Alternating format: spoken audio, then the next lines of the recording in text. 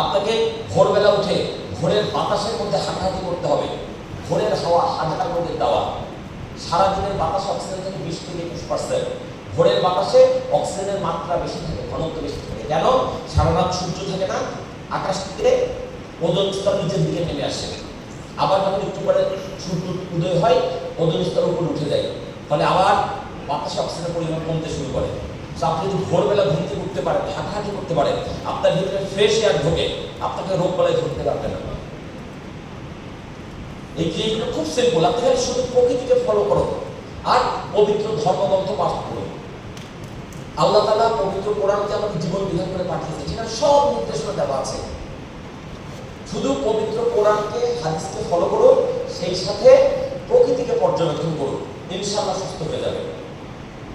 Doctor হক যে কথাটা বারবার বলার চেষ্টা করছেন যে কন্টিনিউয়াস মেডিকেশন কোনো সমাধান নয়।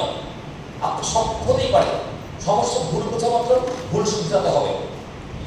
ভুল শুধরে হলে রোগ ভালো হওয়া শুরু করবে।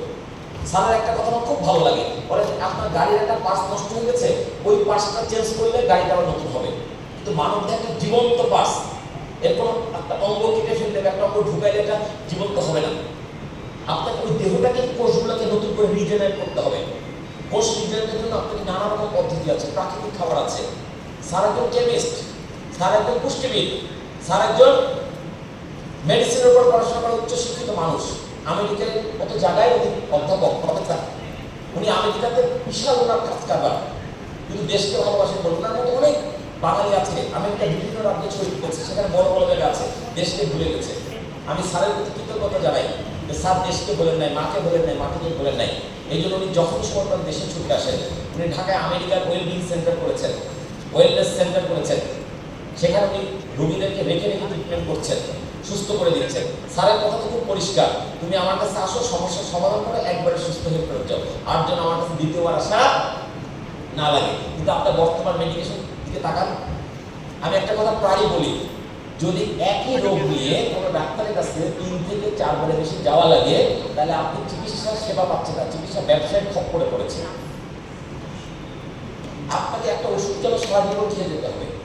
আমি মেডিকেল সায়েন্সের ছাত্র নই, কিন্তু মেডিকেল সায়েন্সে মেডিকেল কলেজগুলোতে ছাত্রছাত্রীরা যেগুলো পড়ে ডাক্তার হয়, সেই বই সম্পর্কে আমি নিজের উদ্যোগে কৌতূহলবশত পড়াশোনা করে দেখেছি।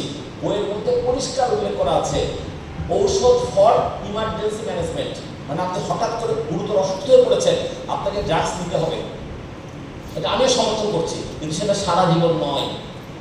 যে ওষুধ আপনি মাসের পর মাস, বছরের পর বছর খেয়ে যাচ্ছেন, ভালো হচ্ছে না, সেটা ঔষধ নাকি সেটা ব্যবসা পণ্য? বলেন আমাকে।